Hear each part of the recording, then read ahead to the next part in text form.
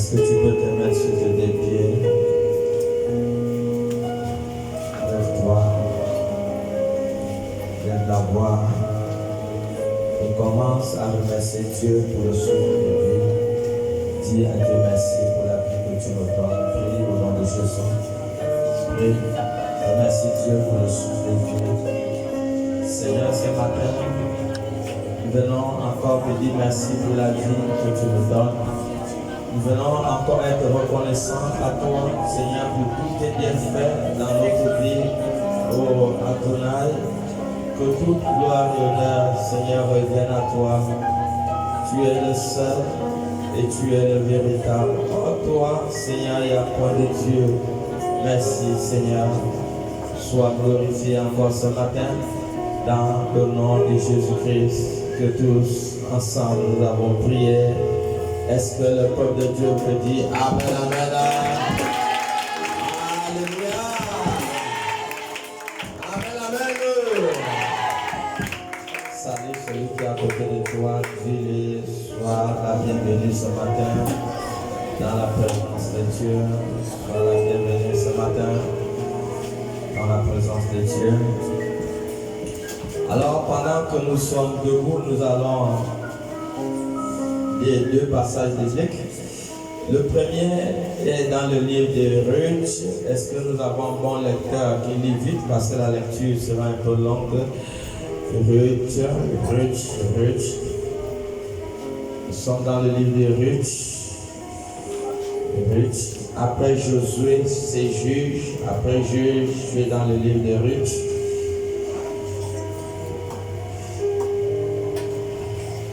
Ruth chapitre 1, tu commences à lire au premier verset, nous allons lire tout le chapitre 1, on y va. Ruth chapitre 1 à partir du premier verset est écrit. Du temps des juges, il y eut une famille dans le pays. Un homme de Bethléem de Juda partit avec sa femme et ses deux fils pour faire un séjour dans le pays de Moab. Le nom de cet homme était Elimelech. Celui de sa femme Naomi. Et ses deux fils s'appelaient Machlon et Kijon. Ils étaient Éphraïens de Bethléem de Judée. Arrivés au pays de Moab, ils y fixèrent leur demeure. Elimelech, mari de Naomi, mourut et elle resta avec ses deux fils. Ils prirent des femmes moabites, dont l'une se nommait Orpa et l'autre Ruth. Ils y habitèrent là environ 10 ans. Machlon et Kijon moururent aussi tous les deux. Et Naomi resta privée de ses deux fils et de son mari. Puis elle se leva, elle et ses belles-filles, afin de quitter le pays de Moab, car elle apprit au pays de Moab que l'Éternel avait visité son peuple et qu'il avait donné du pain. Elle sortit du lieu qu'elle habitait, accompagnée de ses deux belles-filles, et elle se mit en route pour retourner dans le pays de Juda. Naomi dit alors à ses deux belles-filles, allez, retournez chacune dans la maison de sa mère. Que l'Éternel puisse de bonté envers vous, comme vous l'avez fait envers ceux qui sont morts et envers moi. Que l'Éternel vous fasse trouver à chacune du repos dans la maison d'un mari. Et elle les baisa. Elles élevèrent la voix et pleurèrent. Et elle y dit, non, nous irons avec toi vers ton peuple. Naomi dit, retournez mes belles-filles. Pourquoi viendrez-vous avec moi? Ai-je encore dans mes seins des fils qui puissent devenir vos maris? Retournez mes belles-filles, allez, je suis trop vieille pour me remarier. Et quand je dirai, j'ai de l'expérience, quand cette nuit même je serai avec mon mari et que j'enfanterai des fils, attendrez-vous pour que cela qui puisse grandir? Refuserez-vous pour cela de vous marier? Non, mes belles-filles, car à cause de vous, je suis dans une grande affliction de ce que la main de l'Éternel s'est étendue contre moi. Et elles élevèrent la voix et pleurèrent encore. Orpa baisa sa belle-mère, mais Ruth s'attacha à elle. Naomi dit à Ruth, voici, ta belle-sœur est retournée vers son peuple et vers ses dieux. Retourne comme ta belle-sœur. Ruth répondit, ne me presse pas de te laisser, de retourner loin de toi. Où tu iras, j'irai. Où tu demeureras, je demeurerai. Ton peuple sera mon peuple, et ton Dieu sera mon Dieu. Où tu mourras, je mourrai, et j'y serai enterré. Que l'Éternel me traite dans toute sa rigueur, si autre chose que la mort vient à me séparer de toi. Naomi, la voyant décider à aller avec elle, cessa ses insistances. ses insistances. Elles firent ensemble le voyage jusqu'à leur arrivée à Bethléem. Et lorsqu'elles entrèrent dans Bethléem, toute la ville fut émue à cause d'elles. Et les femmes disaient, est-ce là Naomi? Elle leur dit, ne m'appelez pas Naomi, appelez-moi Mara, car le Tout-Puissant m'a rempli d'amertume. J'étais dans l'abondance à mon départ, et l'Éternel me ramène les mêmes filles. Pourquoi m'appelleriez-vous Naomi, après que l'Éternel s'est prononcé contre moi, et que le Tout-Puissant m'a affligé? Ainsi revinrent du pays de Moab Naomi et sa belle-fille Ruth la Moabite.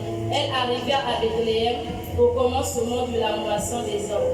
Ok, nous allons dans le deuxième passage biblique, toujours dans le livre de Ruth, nous sommes au chapitre 2, 1 à 13. Chapitre 2, 1 à 13. Ruth 2, chapitre 1 à 13 est écrit. Naomi avait un parent de son mari. C'était un homme puissant et riche, de la famille d'Elimelech, et se nommait Boaz. Ruth la Moabite dit à Naomi, laisse-moi, je te prie, aller glaner des épines dans le champ de celui aux yeux duquel je trouverai grâce. Et elle lui répondit, va ma fille. Elle alla glaner dans un champ, derrière les moissonneurs. Et il se trouva par hasard que dans la pièce de terre appartenait à Boaz, qui était de la famille d'Elimelech. Et voici Boaz vint à Bethléem et dit au moissonneur, que l'Éternel soit avec vous. Il lui répondit, que l'Éternel te bénisse. Et Boaz dit à son serviteur chargé de surveiller les moissonneurs, à qui est cette jeune femme? Le serviteur chargé de surveiller les moissonneurs répondit, c'est une jeune femme moabite qui est venue avec Naomi du pays de Moab. Elle a dit, permettez-moi de glaner et de ramasser des épines entre les gerbes, derrière les moissonneurs. Et depuis ce matin qu'elle est venue, elle a été debout jusqu'à présent. Elle ne s'est reposée qu'au moment dans la maison. Boaz dit à Ruth, écoute ma fille, ne va pas glaner dans un autre champ, ne t'éloigne pas d'ici et reste avec mes servantes. Regarde où l'on moissonne dans le champ et va après elle. J'ai défendu à mes serviteurs de te toucher. Et quand tu auras soif, tu iras au vase et tu boiras ce que les serviteurs auront poussé. Alors elle tomba sur sa face et se prosterna contre terre.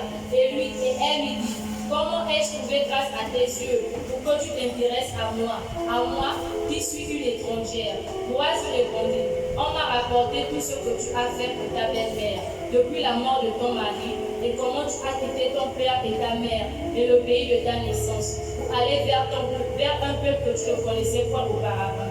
Que l'Éternel te rende ce que tu as fait et que ta récompense soit entière de la part de l'Éternel, le Dieu d'Israël, sous les ailes duquel tu es venu te réfugier. Et elle dit, oh, que je trouve grâce à tes yeux, mon Seigneur, car tu m'as consolé, tu as parlé au cœur de ta servante. Et pourtant, je ne suis pas, moi comme l'une de tes servantes. Amen. Asseyez-vous dans la présence de Dieu. Nous avons pour thème ce matin les compagnons de destinée. Les compagnons de destinée. C'est le thème de ce matin, le compagnon de la destinée. Vous devez savoir qu'il y a des compagnons de la destinée. Il y a des personnes qui sont attachées à ta destinée. Il y a des personnes qui sont attachées à ta destinée. Il faut que tu puisses les reconnaître. Et il faut que tu puisses t'approcher d'eux pour atteindre ton destin. Et ce sont ces personnes qu'on appelle les compagnons de la destinée.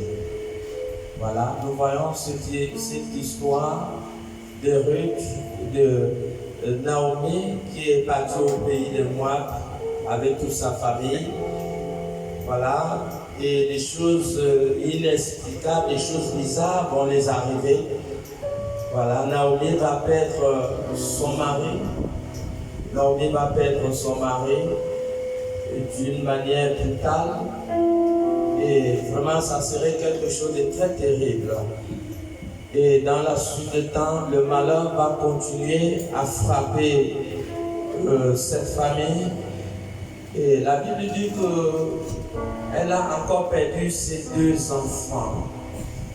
Elle a perdu encore ses 2 enfants. Elle était vraiment dans le malheur. Elle était dans le malheur. Elle ne savait pas qu'est-ce qui arrivait. Le malheur avait frappé sa maison.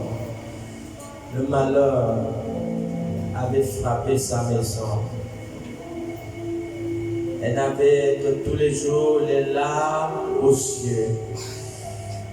Et elle ne trouvait plus bon de rester dans ce pays de Moab. Elle était une femme abattue. Elle avait été touchée dans son intérieur. Tout ce qui lui était cher avait été enlevé. Ça avait été enlevé. Des fois, quand on lit la Bible, et quand tu arrives dans de telles histoires, il peut arriver que tu te mets à pleurer parce que tu essaies de te mettre à la place de cette femme, de ce qu'elle a subi. Il peut arriver que tu te mettes à pleurer. Et c'est vrai, cette femme a traversé des moments douloureux. Des moments douloureux. Vraiment, ce n'était pas facile pour elle. Ce n'était pas facile pour elle. Et c'est ainsi, dans cette même période, qu'elle va prendre la décision. Elle va dire à ses belles filles de retourner chez elle. De retourner chez elle. Il dit, partez. Qu'est-ce que j'ai encore à faire avec vous? Regardez, vos maris sont morts. Ils sont morts. Et je suis sûr que pendant qu'elle parlait ça, elle parlait avec ses belles filles, avec des larmes aux yeux. Elle pleurait. C'était douloureux, ce n'était pas facile pour elle. Elle les a forcés, elle dit non, retournez. Regardez, je suis déjà âgée, je ne peux même si je fais des enfants. Est-ce que vous allez attendre que ces enfants puissent grandir? Non, mes belles filles, rentrez chez vous. Alors, Orpa a pris la décision de retourner chez elle. Mais Ruth,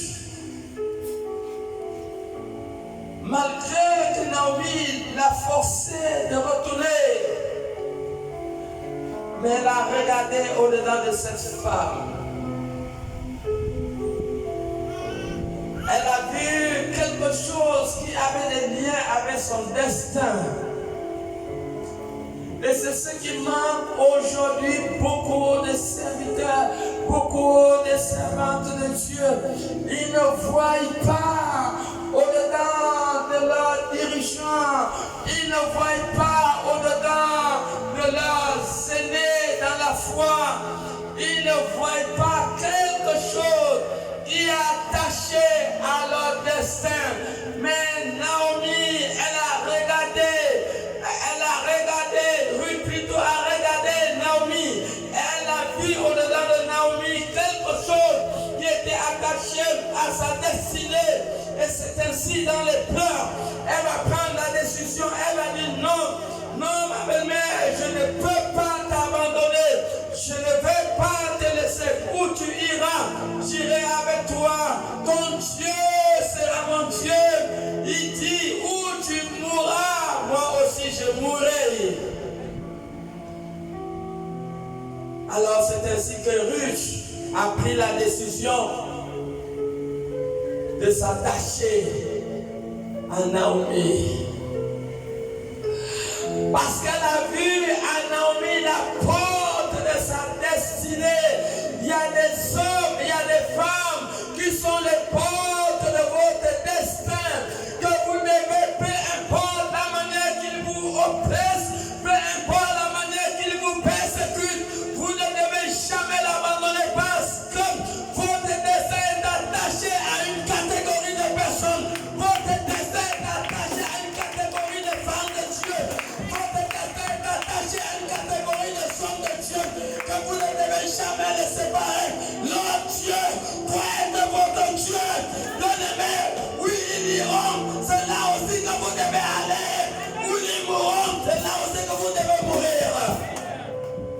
Est-ce que quelqu'un est là? Naomi a vu, Ruth a vu au-dedans de Naomi la porte de sa destinée. Elle a compris que c'était son compagnon de destin. Elle a compris cela. Elle a compris cela. Alors que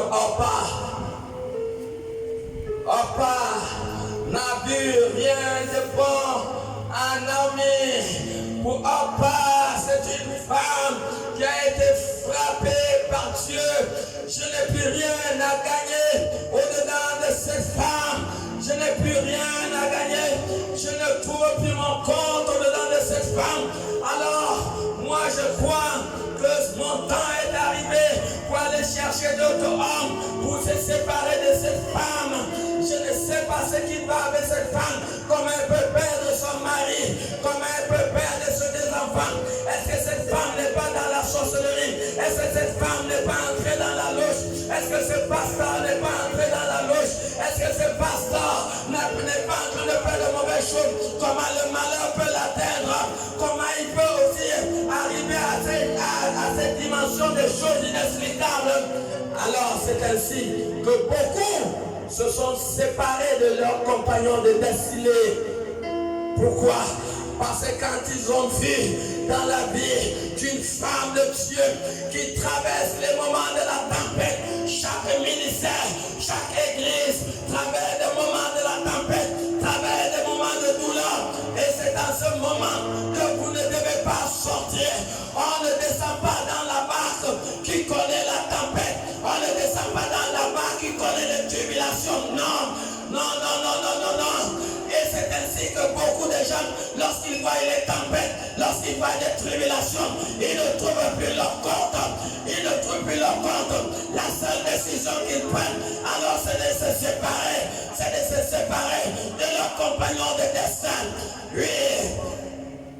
Je crois que vous et moi, lorsque nous examinons les Écritures, c'est là où l'histoire de Orpa s'arrête. L'histoire de Orpa s'arrête là. De Genèse jusqu'à l'Apocalypse. Je ne sais pas si encore on parle de Orpa. Une fois, Orpa s'est séparé de sa belle-mère et son histoire s'est arrêtée. Est-ce que quelqu'un est là pour dire Amen? Son histoire s'est arrêtée. Mon bien-aimé, il y a des personnes que vous ne devez jamais vous séparer parce que votre destinée, parce que votre bonheur est attaché à une catégorie de femmes de Dieu, à une catégorie d'hommes de Dieu. Si vous les abandonnez, si vous vous séparez, bien aimé, vous avez stoppé votre vie et vous avez échoué déjà dans votre destin. Et c'est ça. Et c'est ça le problème aujourd'hui. C'est ça le problème aujourd'hui. On ne trouve plus rien à cette femme de Dieu. Combien de personnes dans les églises ont abandonné leurs compagnons de destin? Combien de personnes, alors que Dieu avait un programme dans leur vie, Dieu avait des grandes choses à faire au-dedans de leur vie, mais brusquement, ils se sont séparés de la personne que Dieu avait programmée pour leur conduire vers leur destin. Mon ami, il y a des hommes qui sont vos portes, des hommes de Dieu qui sont vos portes pour votre destin. Mon ami, il y a des femmes de Dieu qui sont vos portes pour votre destin, que vous devez bien voir. Ruth a compris cela. Et Ruth a suivi sa belle-mère. Elle lui a suivi. Elle ne s'est pas séparée d'elle. Parce qu'elle a compris qu'elle avait un lien avec son destin.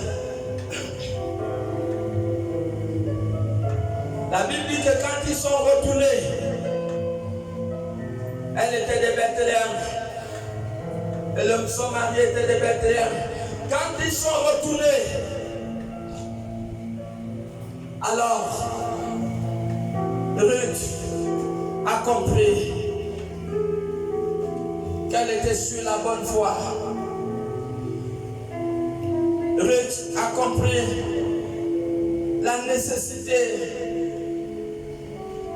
de ne pas rester sans faire quelque chose. Ruth a compris cela. Et un bon matin, Ruth va dire à Naomi, laisse-moi, je vais aller travailler dans n'importe quel champ où le Seigneur va me conduire.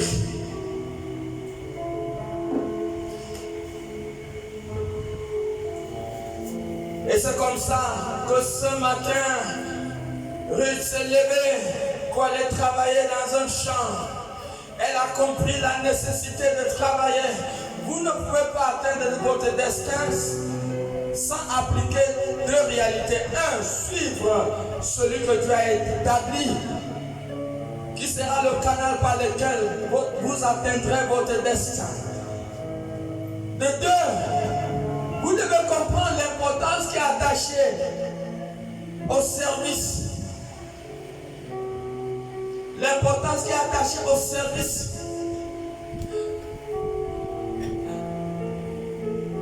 Rien ne pouvait se passer dans la vie de Ruth jusqu'à ce qu'elle soit engagée. Elle a été engagée entre le pays de Moab et Bethléem. C'est deux territoires différents. Je ne sais pas exactement le lieu où se trouvaient les champs, si c'est à Bethléem ou Jérusalem, mais c'est deux territoires différents.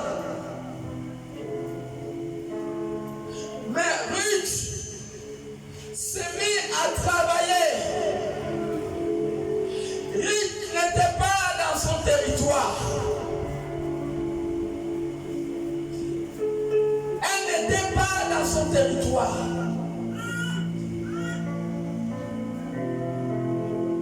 Ruth n'est pas allée pour travailler, pour avoir de l'argent. Elle n'est pas allée travailler pour avoir de l'argent.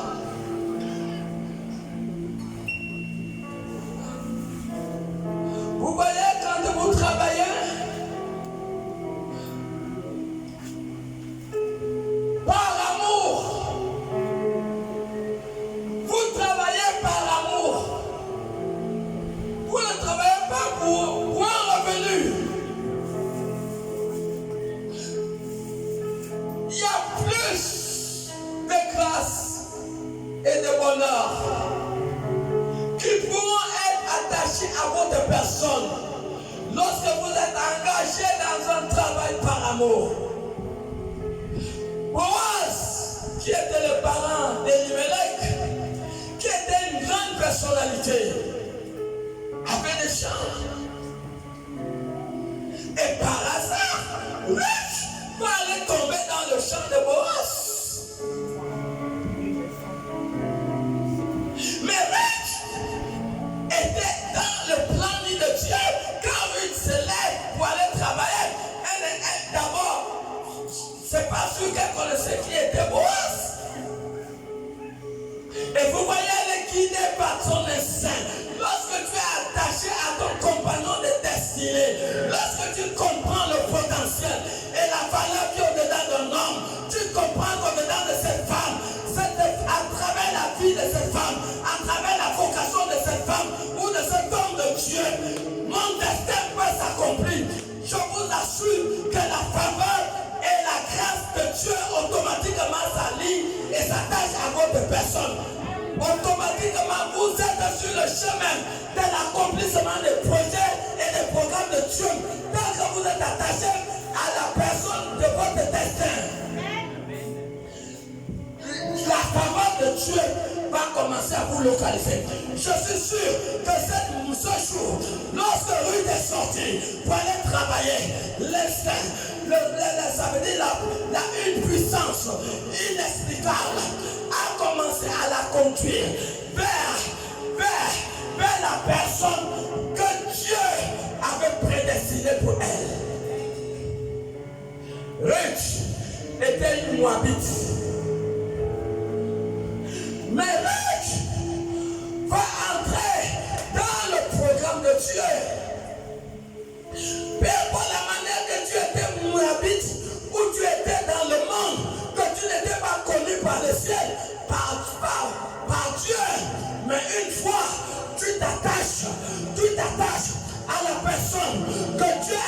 pied pour te conduire vers ton programme.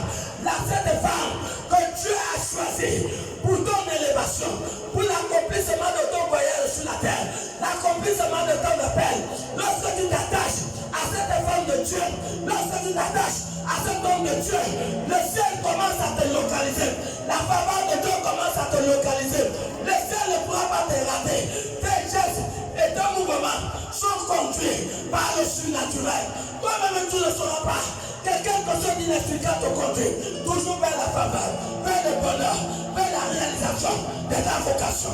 C'était comme ça avec Ruth. Elle est tombée par hasard. La Bible dit au hasard. Elle est tombée au hasard sur le champ d'un riche.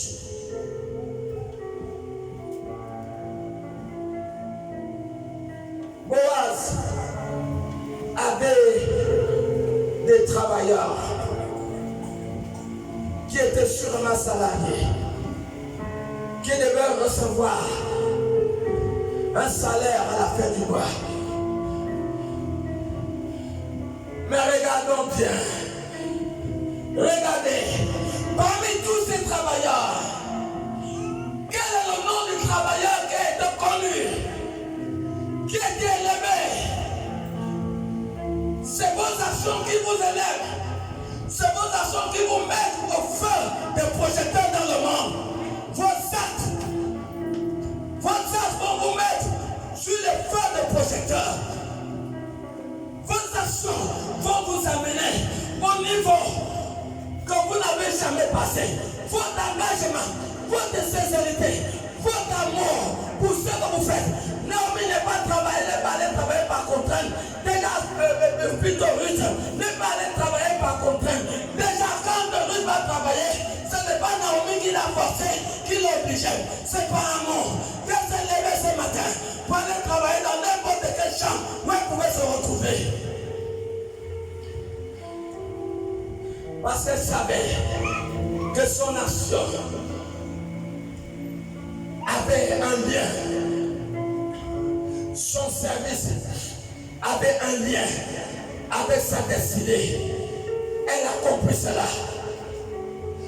Elle a compris cela. Son nom a été élevé au-dessus de tous les noms des travailleurs. Pourquoi?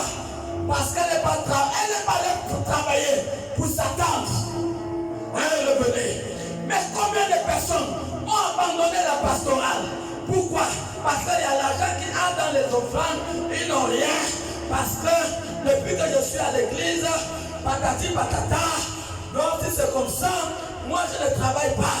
Bien aimé, tout travail qui n'est pas fait par amour, tout travail qui est fait par amour, te propulse à la plus haute dimension. Parce que tu ne t'attends à rien. Je vais t'annoncer une bonne nouvelle, que le ciel n'est pas pauvre. Et le ciel répond à toute action des hommes. Même si les hommes ne vous donnent rien, je vous assure que le ciel va vous récompenser par rapport à vos actions. Le ciel n'oublie personne. Est-ce que quelqu'un va vous dire amen? Le ciel n'oublie personne. Même si les hommes ne te donnent rien, le ciel va te donner. Quelqu'un est là? Tu ne dois pas te décourager. Rich a compris ses principes. Par amour, elle s'est engagée dans le service. Elle s'est engagée dans le service par amour.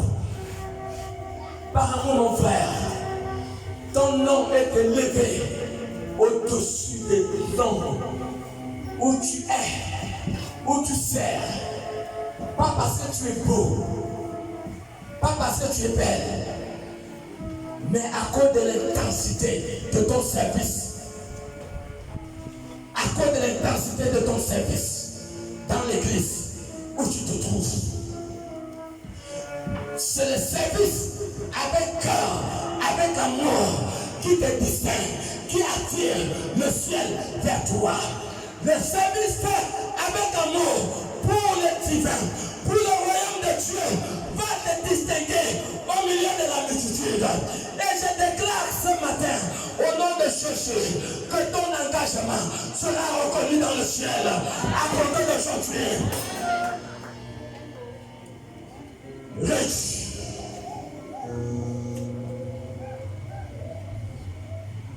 La Bible dit, lorsque Boaz est arrivé, la Bible dit,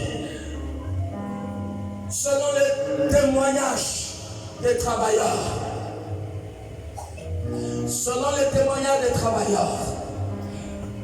ils disent à Boaz, depuis que cette femme est venue ce matin, elle ne s'est point reposée. Elle ne s'est point reposée. Est-ce que tu peux nous lire le verset 10 à 13? Elle ne s'est point reposée. Dans toujours Ruth 2, elle ne s'est point reposée. Lorsque Boaz a compris cela, comment quelqu'un qui vient d'arriver va surpasser tous les travailleurs? Et je vous assure que parmi les travailleurs, c'est sûr qu'il y avait des femmes.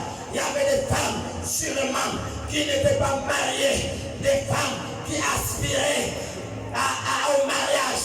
Mais quelque chose les a aveuglés.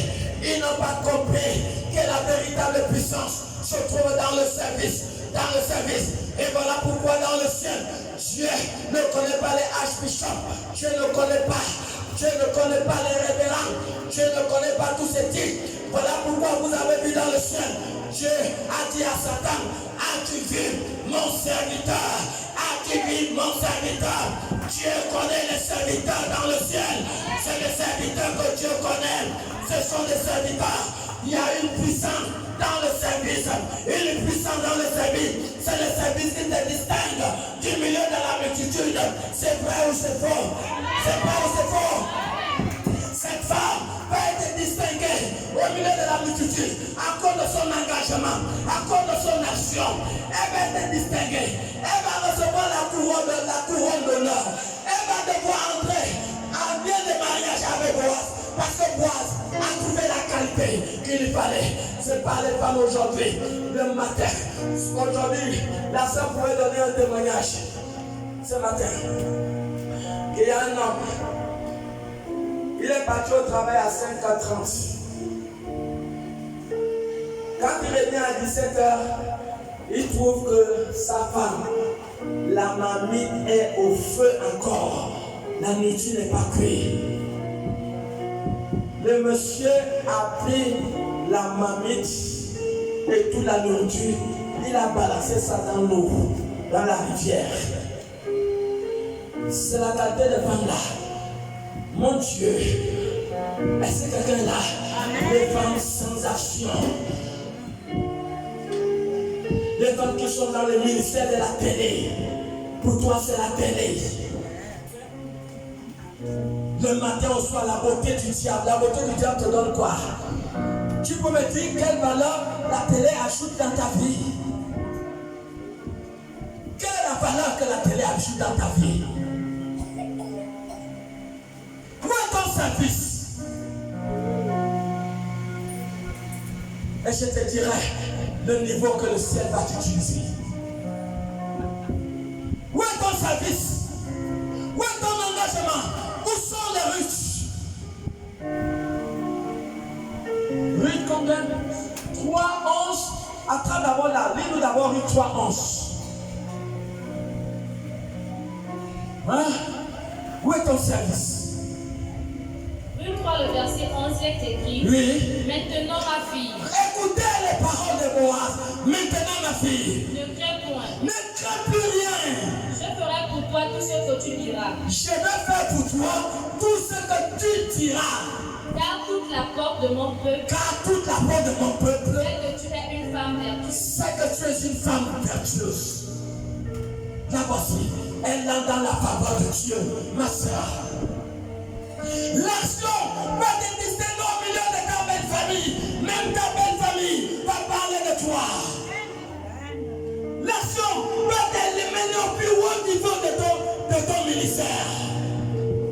nations en parleront de toi à cause de ta nation. Voici l'histoire de Ruth qui sera connue jusqu'à la fin du monde.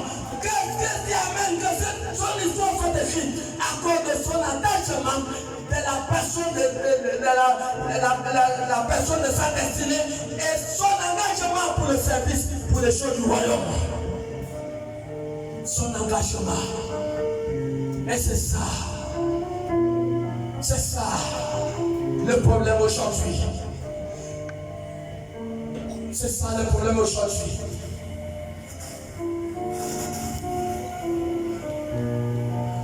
Beaucoup n'ont rien vu à un certain homme de Dieu.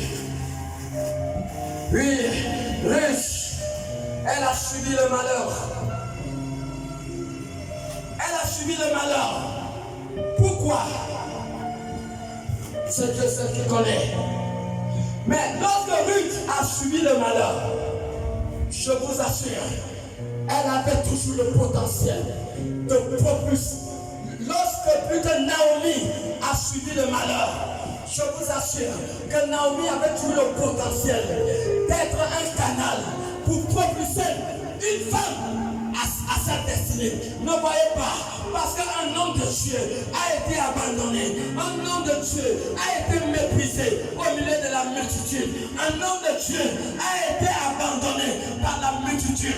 Malgré que cet homme de Dieu, on l'a abandonné, il a toujours le potentiel, il a toujours des valeurs au-dedans de lui pour te propulser à ta destinée. Il y a des mariages, des gens qui sont liés à le fait que tu dois t'attacher à un homme de Dieu, tu dois t'attacher à une femme de Dieu. Il y a des mariages comme ça. Tu ne t'attaches pas à un homme de Dieu, tu ne t'attaches pas à la femme de ta destinée, ton compagnon de ta destinée, tu ne pourras pas trouver la femme de ta destinée. Tu ne pourras pas trouver l'homme de ta destinée. Pourquoi? Parce que tu n'es pas attaché à ton compagnon de destin. Si Ruth n'avait pas compris qu'elle devait s'attacher à Naomi, elle ne devait jamais croiser bras. Il y a des gens, il y a des personnes, il y a des hommes et des femmes de Dieu, que si vous ne vous attachez pas à lui, vous ne croiserez jamais votre bras. Vous ne croiserez jamais votre bois. Est-ce que quelqu'un est là pour dire que c'est vrai?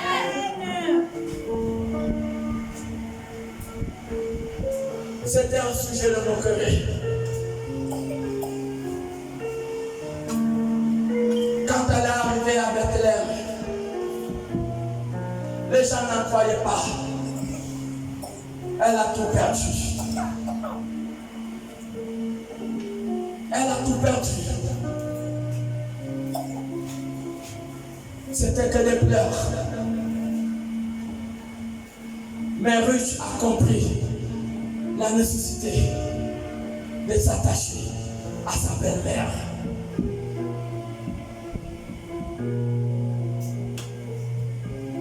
Elle a compris.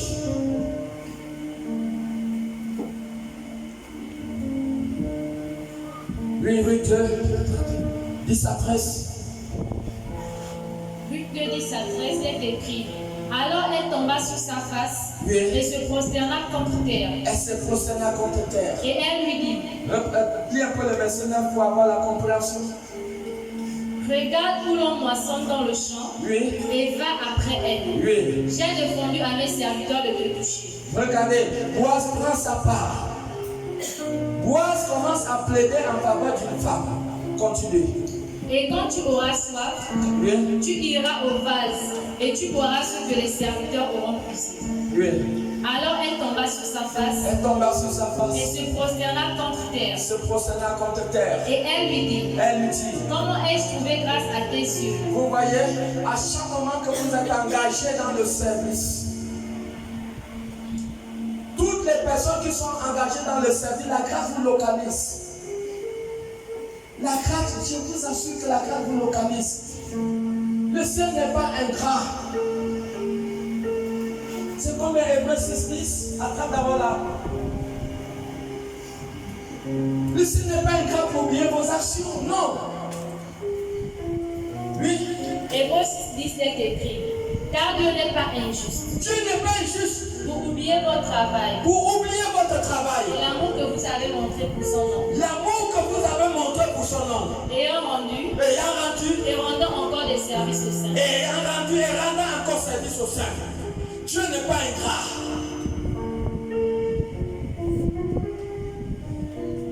Si vous, imaginons,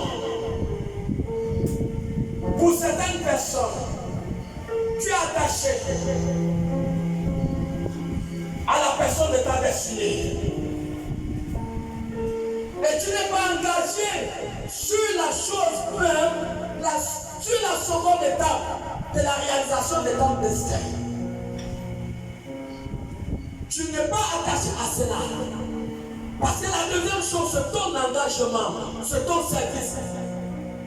Qui est la chose suivante qui va te propulser dans les hauteurs. Qui va attirer la faveur de Dieu. C'est la deuxième chose.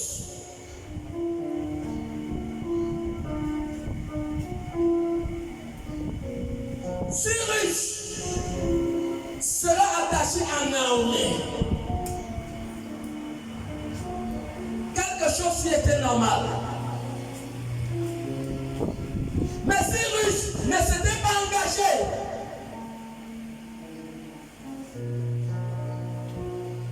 Ce n'était pas engagé, maman. Dieu savait qu'il y a une Moabite qui devait entrer dans la lignée du Messie. Dieu savait une étrangère qui va entrer dans la généalogie. Parce que quand Ruth va se marier avec Boaz, Ruth va donner l'enfant qu'on appelle Obed. Obed sera le fils. Obed sera le père d'Isaïe. Et Isaïe sera le père de David. Donc, voici une étrangère qui s'est fait violence. Elle est entrée par la force dans la généalogie et dans la lignée où le Messie devait naître. À cause de quoi? À cause de son travail, à cause de son service, à cause de son service, à cause de son travail. On est d'accord que peu importe la manière que Ruth était attachée à Naomi, si elle n'était pas engagée dans le service, les plans, le programme de Dieu ne devait pas s'accomplir. Et c'est ça qui fait la misère de l'Église aujourd'hui. Des personnes qui n'ont rien à voir avec le leader. Ils n'ont rien à voir avec les leaders. Des personnes qui ne mettent pas la valeur au leader que Dieu a placé devant eux. Et c'est ça le problème. Quand vous cessez d'être attaché aux compagnons de votre destinée, vous stoppez toutes choses. Nombre 14, 1 à 5. Vous stoppez toutes choses. Les enfants d'Israël ont commis la même bêtise. Ils avaient leur compagnon de destin qui était la personne de Moïse.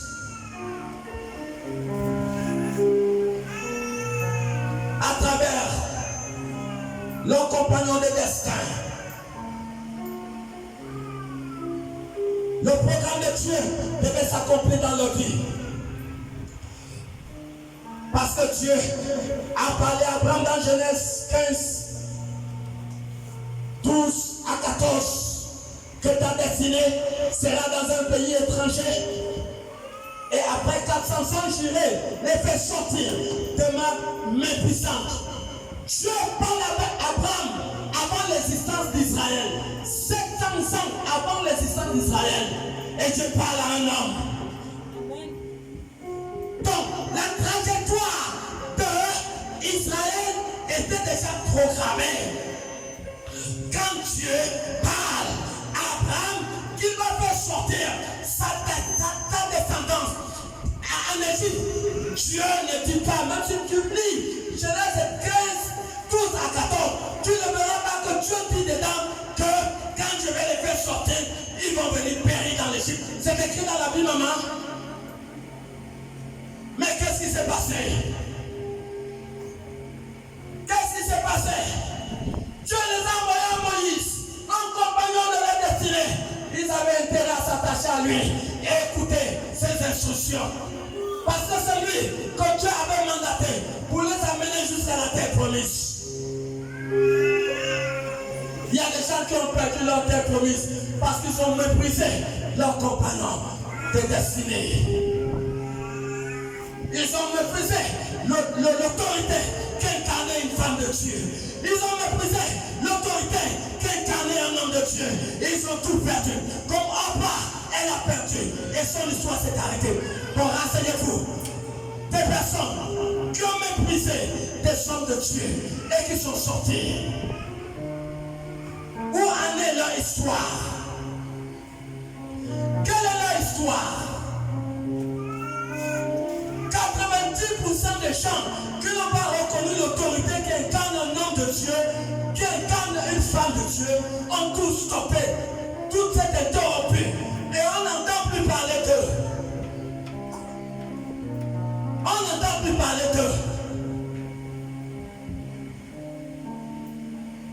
C'était bel et bien Moïse qui avait été envoyé. Israël avait intérêt d'écouter cet homme. Parce que c'était le compagnon de leur destinée.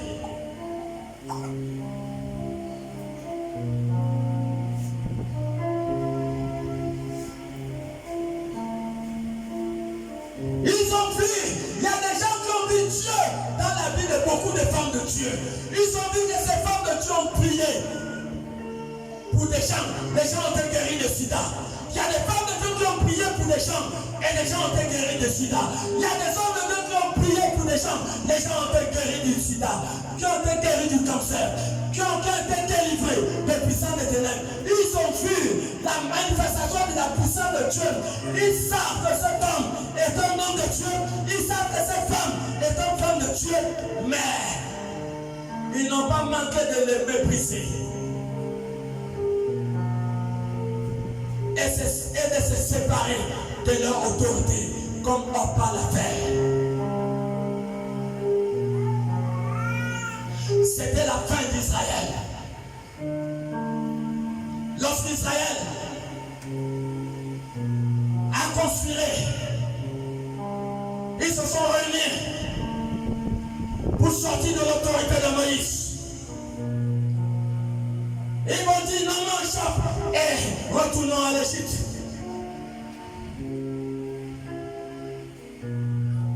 Quel chef? Le chef était Moïse. Lis, maman. Nom 14, 1 à 5. Le chef était Moïse. Nom 14, 1 à 5, il est écrit. Toute l'assemblée éleva la voix et poussa des cris. Ils ont crié toute la nuit. Et le peuple pleura pendant la nuit. Et ils pleuraient pendant la nuit. Tous les enfants d'Israël murmurent contre Moïse et Aaron. Ils ont commencé à murmurer contre Moïse et Aaron. Et toute l'assemblée leur dit. Et toute l'assemblée dit. Que ne sommes-nous morts dans le pays d'Égypte? Ah bon? Ou que ne sommes-nous morts dans ce désert? Ça c'est quoi ça? Dieu qui a ouvert la mer rouge devant eux. Dieu qui a frappé tous les premiers d'Égypte. Ils ont vu la manifestation de Dieu. Dieu qui a transformé l'homme de l'Égypte en sang. Ils ont vu, mais ils ne se sont pas retenus de mépriser le roi, celui que Dieu avait établi pour leur conduire vers la destinée. Celui que Dieu avait parlé déjà dans le passé, qu'il devait envoyer pour leur faire sortir de la captivité de Pharaon. Continue. Pourquoi l'Éternel nous fait-il aller dans ce pays? Voilà. Où nous tomberons par l'épée, Oui. où nos femmes et nos petits-enfants deviendront une Donc ils prennent Dieu que Dieu est bête. Me vaut-il Dieu a commis l'erreur les a sortis de l'Égypte. Continue. Ne vaut-il pas mieux pour nous retourner en Égypte? Écoutez, il dit ne vaut pas pour nous mieux qu'on retourne en Égypte. Et ils se dirent l'un à l'autre. Il se dit l'un à l'autre. Nommons un chef. Nommons un chef. Et retournons en Égypte. Et retournons en Égypte. Moïse et Aaron tombèrent sur leur visage. Oui. En présence de toute l'assemblée réunie des enfants d'Israël. Oui. Et parmi ceux qui avaient exploré le pays, Oui. Continuons au verset 10. au verset 10, toute l'assemblée parla de les lapider. Lorsque la gloire de l'Éternel apparut sous la tente d'assignation, Quand vous arrivez au niveau de la lapidation, lapider un homme de Dieu, alors vous courez à votre fin. On ne touche pas au point de Dieu. Psaume 105, le verset 15 dit, ne touchez pas à mes oins. On ne touche pas au oin de Dieu.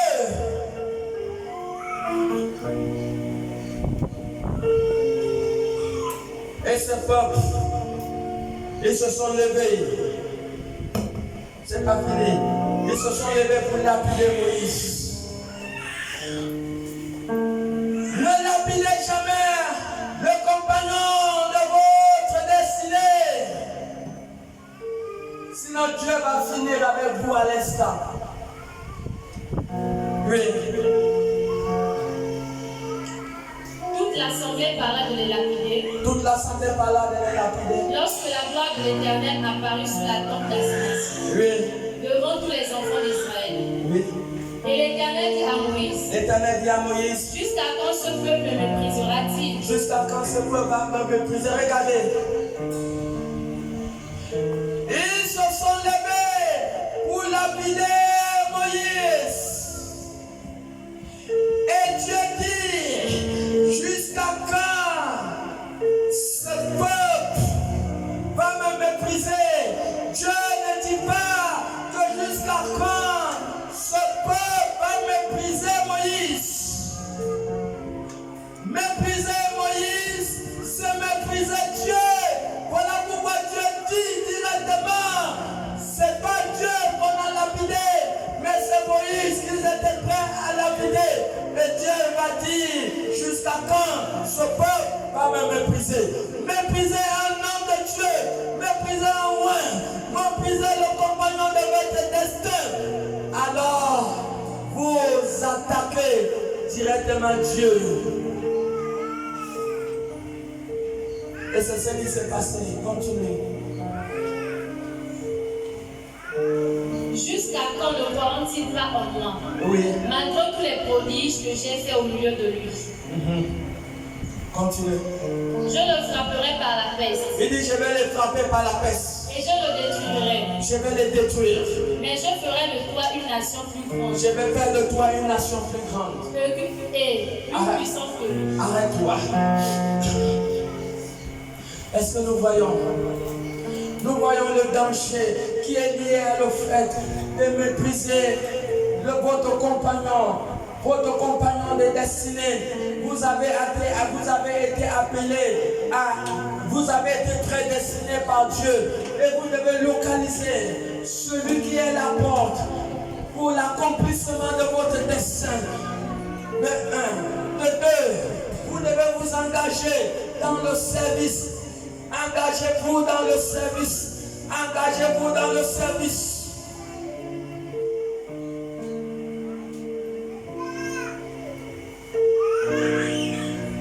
Élisée, les grandes choses ne pouvaient pas s'accomplir dans sa vie.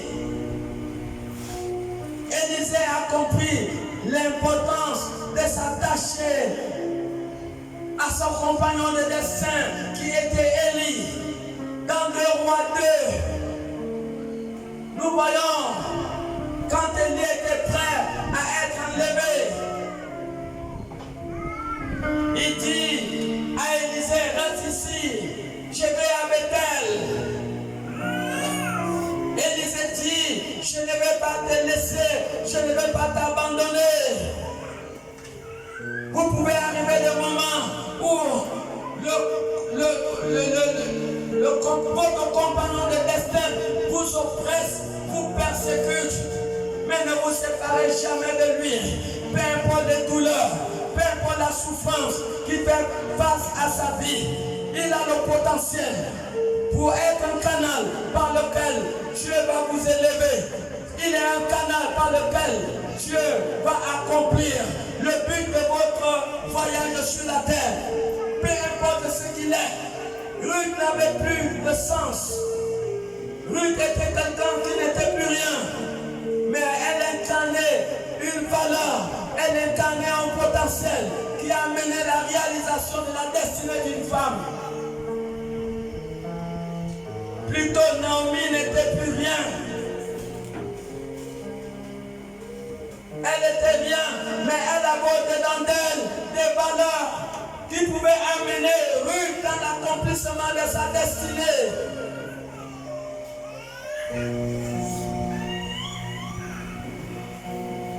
Et voilà pourquoi vous ne devez pas vous séparer de celui que Dieu a mis devant vous. Il joue un grand rôle, même s'il n'est rien, il joue un grand rôle dans l'accomplissement du programme de Dieu dans votre vie. Quand Élie était en train de faire la pression à Élisée, que non, tu me fatigues, laisse-moi tranquille, moi je vais à Bethel.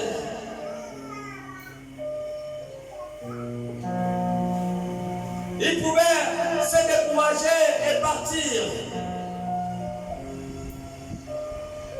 Il dit non, pardon, laisse-moi, je vais à Jéricho, ne me suis plus, je vais à Jéricho. Élisée lui dit, moi je ne t'abandonne pas.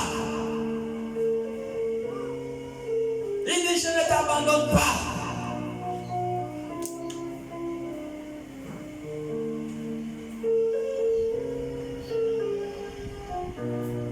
Je suis avec 70 disciples. Mais je suis désolé, nous reconnaissons seulement les noms de ceux qui sont restés avec lui, les noms de ceux qui ont été fidèles avec lui.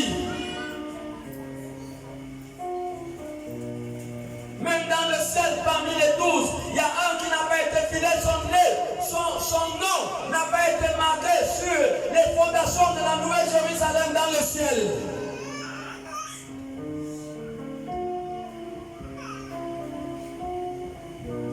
Mais ces 70 avaient les noms. Et tu peux me dire le nom de ceux qui avaient quitté Jésus. Ils s'appellent comment? On l'appelait comment? On les appelait comment? Ils n'ont pas de nom.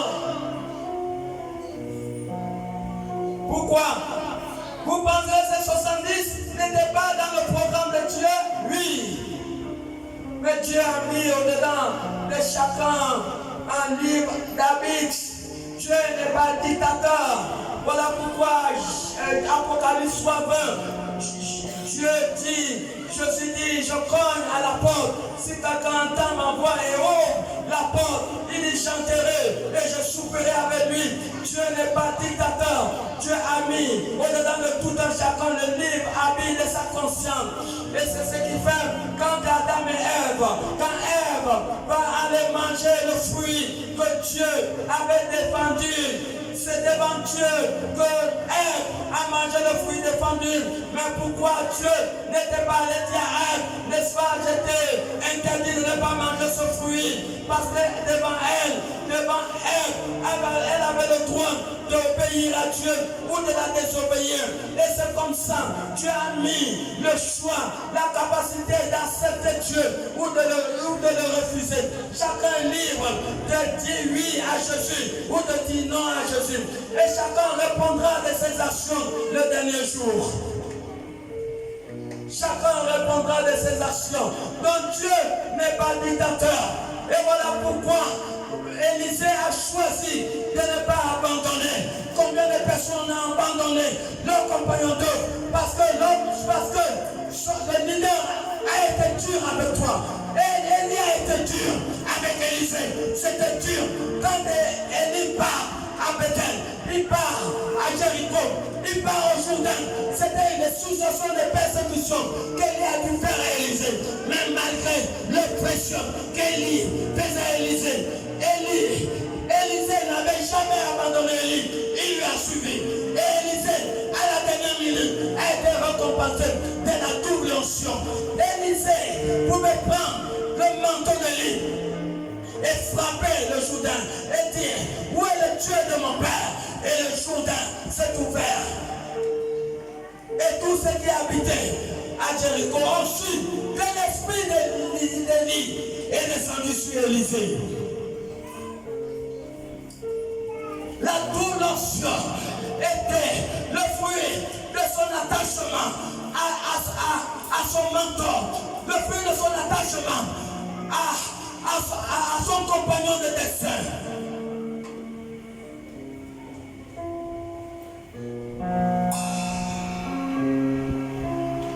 Il en était pareil avec Rebecca dans Genèse 24. Abraham sait qu'il va bientôt partir. Et Abraham dit à son serviteur le plus fidèle d'aller à la haute Mésopotamie, aller chercher Isaac, une femme. Le serviteur part,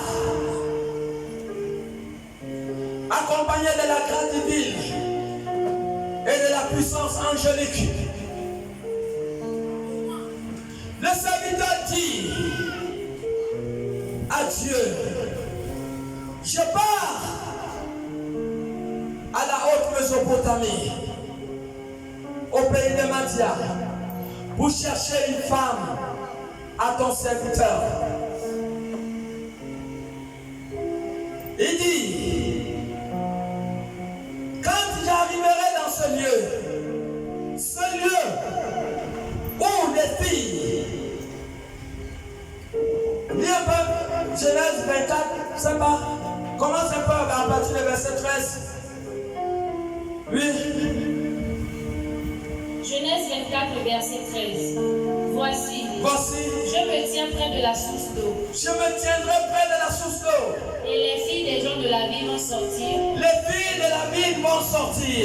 Puiser l'eau. Vite, vous puisez de l'eau. Que la jeune fille à laquelle je dirai. Que la jeune fille à laquelle je dirai. Range ta cruche. Range ta cruche. Je te prie. Je te prie. Que je boive. Que je boive. Et qui le prendra. Et qui le prendra. Bois. Je te donnerai aussi à boire à tes chameaux. Oui. Soit celle que tu as destinée à ton serviteur Isaac. Oui. Et par là, je connaîtrai que tu puisses de bonté envers mon Seigneur. Oui. Il n'avait pas encore fini de parler que sortit sa cruche sous l'épaule. Rebecca née de Bethuel, Voilà. fils de Milka, femme de Nachor, frère d'Abraham. C'était une jeune fille très belle de figure. Elle était vierge et aucun homme ne l'avait connue. Elle descendit à la source, remplit sa cruche et remonta. Le serviteur courut au-devant d'elle et dit: laisse-moi boire, je te prie, un peu d'eau de ta cruche. Elle répondit: bois mon Seigneur. Et elle s'empressa d'abaisser sa cruche sur sa main et de lui donner à boire. Quand elle eut achevé de lui donner à boire, elle dit: je puiserai aussi pour tes chameaux, jusqu'à ce qu'il ait assez bu. Et elle s'empressa de vider sa cruche dans l'abreuvoir, et courut encore au puits pour puiser. Et elle puisa pour tous les chameaux. L'homme la regardait avec étonnement et sans rien dire, pour voir si l'Éternel faisait réussir son voyage ou non. Quand les chameaux eurent fini de boire, Jean prit un anneau d'or, du poids d'un demi-siècle, et 2 bracelets du poids de 10 cycles d'or. Et il dit: de qui es-tu fils? C'est bon. Pendant que le serviteur d'Abraham a demandé le signe à Dieu, il est arrivé dans ce lieu où il y avait des filles qui passaient, qui puisaient de l'eau. Il est arrivé à la première fille: ma fille, peux-tu me donner de l'eau? Ah Dieu, laisse-moi. Moi j'ai beaucoup de choses à faire. Elle est partie. Une autre fille arrive: oh ma fille, J'ai soif, tu peux me donner de l'eau? Ah, dégage. L'autre est venue, ma fille. Vraiment, je viens dans leur voyage. Est-ce que je peux avoir un peu d'eau? Ah, papa, non, excuse-moi. On m'attend devant. Et il y a des gens comme ça qui n'ont pas le temps. Ils n'ont pas de respect, même aux gens qui ont les cheveux blancs. Nous avons vu à la télévision, pendant un débat, comment ce jeune a insulté un papa pasteur aux yeux de toute la nation gabonaise. Les gens n'ont plus de respect aux cheveux blancs. Et c'est comme ça. Mais ils ne savaient pas quel homme, quel est le vieux qui était devant eux. Et beaucoup de filles ont raté leur mariage comme ça. Parce qu'ils n'ont pas localisé le porteur ou le canal de leur destinée. Ils ont méprisé. Mais la parole de Dieu déclare que lorsque Rebecca est venue, waouh, waouh, elle s'est précipitée. Elle dit non, vieux, ne t'en fais pas, moi je vais te donner à boire. Elle est partie. Vous voyez? Rebecca s'est attachée à ce vieux. Elle a compris. Elle a compris l'importance d'être attachée à une qualité, à une catégorie de personnes. Quand Rebecca vient, elle ne vient pas avec l'intention que c'était lors de son mariage.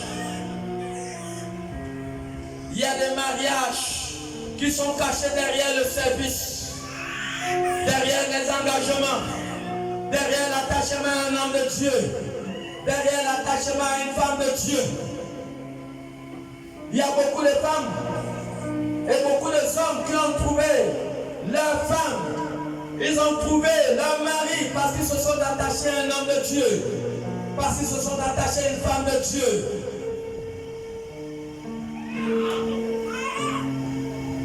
Cette femme Rebecca, cette jeune fille vierge, aujourd'hui pour trouver les filles vierges, c'est catastrophe, c'est difficile. Est-ce qu'aujourd'hui il y a même encore des filles vierges? Amen. Dis à celui qui a côté, pourquoi tu es silencieux comme ça? Amen. Vos paris. On trouve maintenant aujourd'hui que les filles qui ont fait qui sont cabossées. Alléluia. Dis à celui qui a côté de toi, vos paris. Cabossées. Pour trouver la fille vierge, aujourd'hui c'est compliqué. Mais Rebecca, elle était vierge. C'est ce que la Bible dit. Et la parole de Dieu ne ment pas. Elle s'est engagée à servir cet homme, Derrière le service, elle cachait le mariage de beaucoup de femmes. Derrière le service, elle cachait le mariage de beaucoup de hommes. Mon bien-aimé, on ne brûle pas les étapes. Ne viens pas et puis tu tombes d'abord, tu esquives le service et tu tombes sur la femme. Mon ami, tu as fait ce qu'on appelle une violation de loi. Non. Les meilleures femmes ne se trouvent pas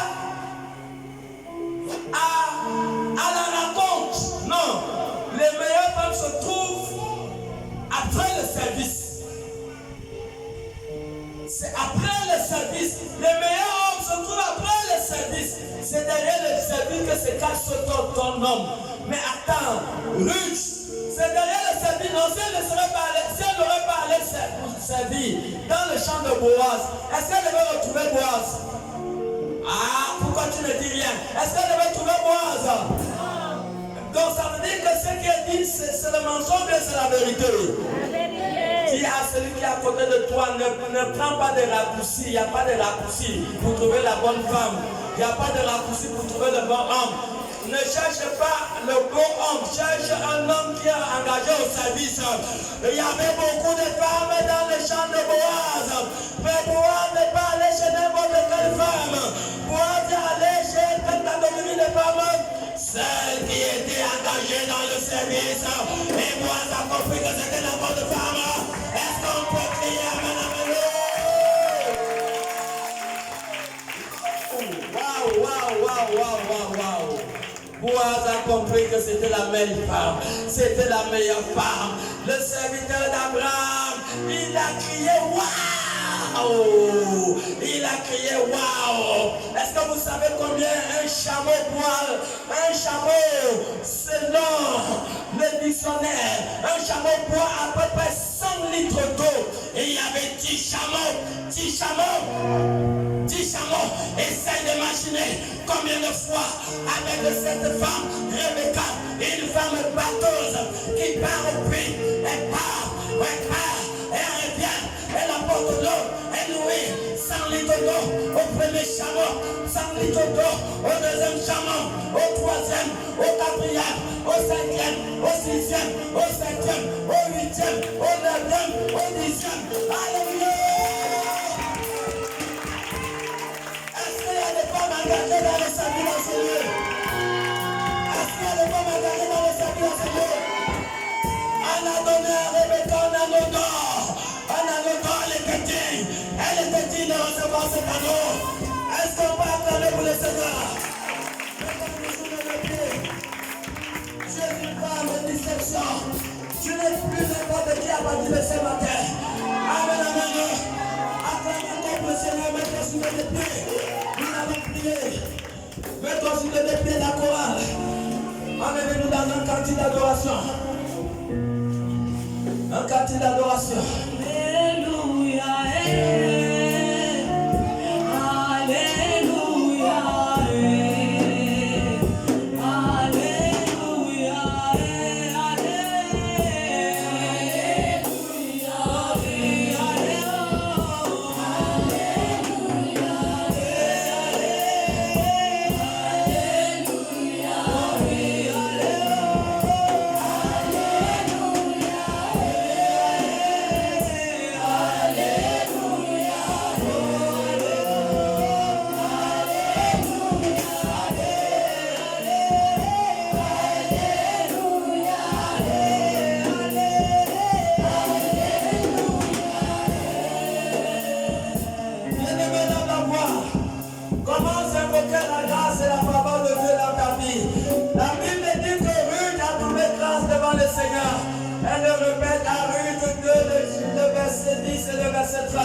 Elle dit j'ai trouvé grâce.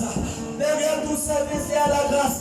Lève la voix, dis à Dieu Seigneur, ta grâce dans ma vie. Accorde-moi la grâce d'être engagé. D'être engagé. Prie au nom de Jésus. Commence à prier. Commence à prier. Prie, bien-aimé.